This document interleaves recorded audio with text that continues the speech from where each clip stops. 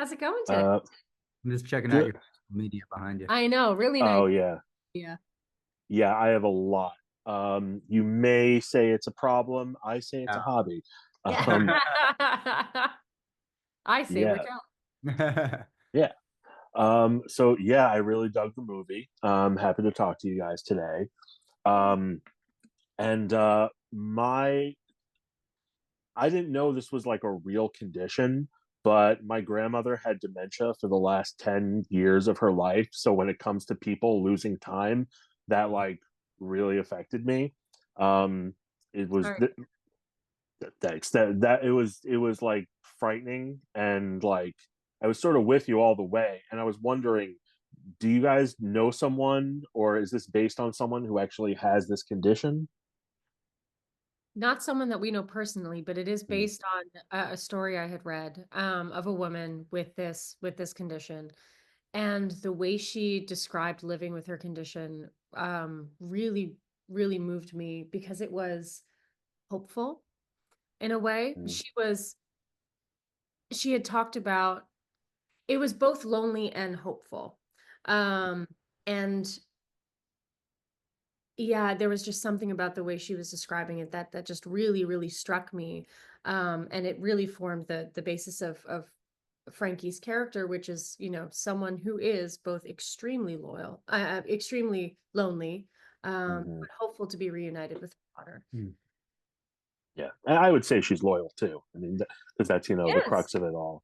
Yeah. Yeah, Yes. I mean, and she's redemption. totally. And you shot this according to the notes on nights and weekends for like over. Was it over 2 years? Was that right? Yeah. 2.5 years. Yeah. My God, how did that? How do you keep the continuity of that? Like, what if locations change, or like, how do you account for, seasons? It's like a magic trick. Yeah. So the reason why I think it took so damn long was because of the seasons. We were trying to shoot right before the trees blossomed and the flowers blossomed. Um, but I think one thing that really helped us with consistency, aside from shooting on 16 millimeter, was the score.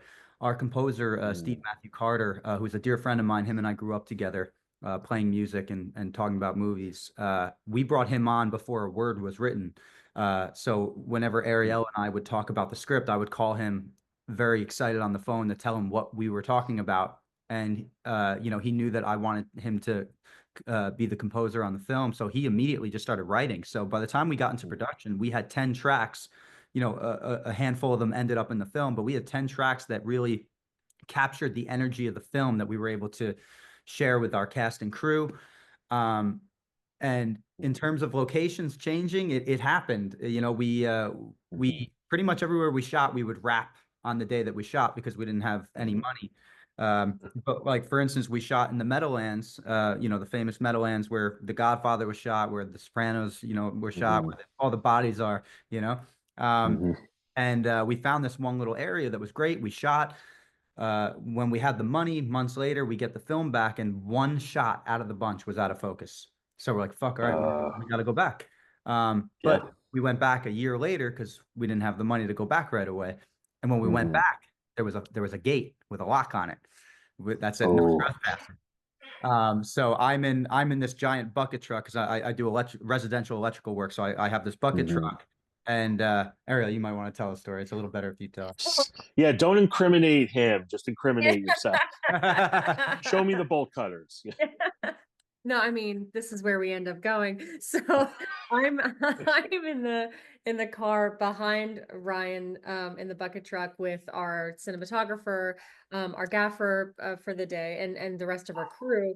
And we get to the fence and our cinematographer is like, "Oh no, what are we gonna do?" Like, and I was not nervous at all. I was like, oh, just give it like 5 seconds. I think I know exactly what's about to happen. So I see Ryan get out of the van. He's all pissed off.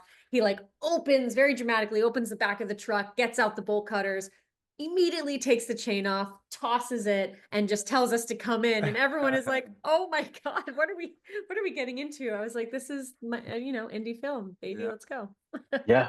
That's literally what I was just gonna say. Yeah, indie film. You do absolutely whatever you can. And it's And Jersey. I mean, how much trouble can we really get into? There are worse things happening. Yeah. yeah, there are worse things that you can find there than breaking in there. And was that in Kearney? That's what. That was in Lyndhurst. Oh, okay. Yeah, but just Okay. outside of Kearney. Yeah. Okay. I used to work in an office in Kearney, and I would go there sometimes, and it seemed like it was like this big building, but like in the middle of nowhere. And I'm like, is this a swamp? Like, In is it South just gonna Kearney. sink? You were in South Kearney. Yeah, okay. Yeah, past the bridge. Yep. Yeah. But well, that actually sort of leads to my next question. You guys make Newark, New Jersey look totally desolate. Like like I haven't published my review yet, but it sort of feels like people are disappearing around Frankie as she's walking down the street. Was that like intentional? Because I can't imagine you're like putting a lot of energy into blocking people off, from set, unless you have amazing fire watchers. But I just thought Newark would be more populated, but it's a great effect. Yeah, yeah. I mean, so we were basically shooting in Newark on a Sunday, so it was dead. Like, there was, like I said, there's And only at the like, end of the pandemic. and at the end of the pandemic, that's true. Oh wow. There's only like 7 of us, so like we didn't have any, like, we did everything ourselves. We didn't have like a producer or anything like that, or a line producer. So we were kind of just like running and gunning on our own. There were cops present, but they had nothing to do with us. And we got really nervous because we were setting things up, and they came over. They're like, "What are you guys doing?" And we're like, "Oh, just shooting a student film." And and they're like, "All right." Yeah, they're like, "All right, be safe." Actually, no, I think one of the police officers asked us, they're like, "Do you have a permit?" We were like, "No." They're like, "All right." Easy. Yeah. Nice. Think that you say that because you know, Jersey is such a we really wanted Jersey is such a character in the film, and we really wanted to, especially the area where Ryan grew up, Yeah. that's being changed. Yeah. It's such a historic place, that we love so much, but yeah, there are so many new developments happening that it's really getting rid of the charm of this area that is so visually gorgeous for a noir. It feels like New York, but it's not. Yeah. It's still kind of stuck in the 80s. Yeah, Yeah. but the Yeah. movies for Frankie, where it's more desolate, I mean, those were earlier in the day, and then you have places like Jersey City where that's a little populated as well. But I'm glad that you said that because yeah, Jersey is. I'm sure if we like I said, we were shooting on weekends in April and November. So if we were shooting during the week, I'm sure it would have been a lot more difficult to Right. Yeah. did. Yeah. So we kind of lucked out in that way. I there are moments where I wish we had more bodies and traffic and so on, but it was just we got there, and whatever we had to work with. Yeah. Yeah. I think it's a great effect. And I'm coming at you from Queens, and I have friends who live in Jersey City. And Yeah. I never went there before they moved there, but I would go there and I'd be like, "Oh, this is like another borough of New York, but like not, but like nicer." It seems like everyone who lives there doesn't want anyone else to know that it's there because they're True. trying to keep it un-Brooklynified It's as true, possible. It's so funny. Yeah. There's a couple places But like it is that. Yeah. changing. Like downtown Jersey City. Oh gosh. I mean, you might as well live in the city at this point. It's Yeah. Yeah, they live by like White Eagle Hall, so like up the. But anyway, have the film actually reminded me of this book called Come Closer by Sarah Gran. Are you familiar with it?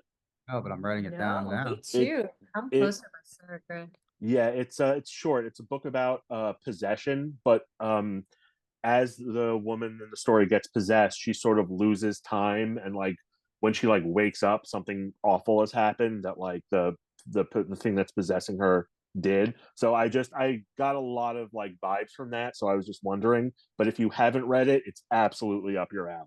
Okay. Oh my gosh, Okay. thank you for that. Yeah, I'll check that No out. problem. And we're almost done, but I just have one question. One more question. Might be a doozy, but how did you track Frankie's state throughout the film? Because on one hand, you have the noir plot about what you're finding out, but then you have like what she knows, what she has when she loses it, and how she gets it back. Like, do you have like index cards? Do you have a dry erase board? Do you have an intern write it all down? Like, No intern, just No it's me and intern. Ryan. Yeah. Still just me and Ryan. Nice. That's a great question. We took a lot of inspiration, and you can talk about this, Yeah. from The Third Man. Yeah, we took a lot of Oh. inspiration from how Graham Greene, the screenwriter of The Third Man, approached the screenplay. He actually wrote a novella, which Hmm. really outlined where everybody was off screen prior to Holly Martin's ever coming to Vienna. So we took the same approach, and we did the same thing via note cards and an erase board. Yeah. We had a every whole tool. wall that was just filled with where everyone was at Yeah. every point in time, following Henry, the brother, following Paige, following Claire, and obviously Frankie. So yeah, that was detrimental to Yeah. so that we knew where the fuck we were. Yeah. So much of the narrative as we were developing it too, because as we started to plot out where each of the, Frankie is finding herself, Frankie, Claire, and Henry, they're all on their own investigative journeys. So as we were figuring out how much Frankie knew, it was a direct result of how far into Henry's investigation he was, how far Claire was in her investigation, even the police. So as we were able to map out where everyone was, we could see where Frankie was left with the crumbs Yeah. of that. We had one really lovely moment where we had this. I won't get into it because we don't have any time. But there was this really lovely woman that got us the camera that we used to make the film. And she read the script and she said, "I love that Frankie isn't the only gazer." And I was like, "Oh, you got it. It's great." Yeah. Yeah, that is awesome. I believe we're done, but that just reminds me of another book, Please. Cinemaps, which is, it's more like the physical maps. I don't know this person who wrote it. I'm not plugging it, but it's like maps from like all these films, and it's like the physical paths that people take.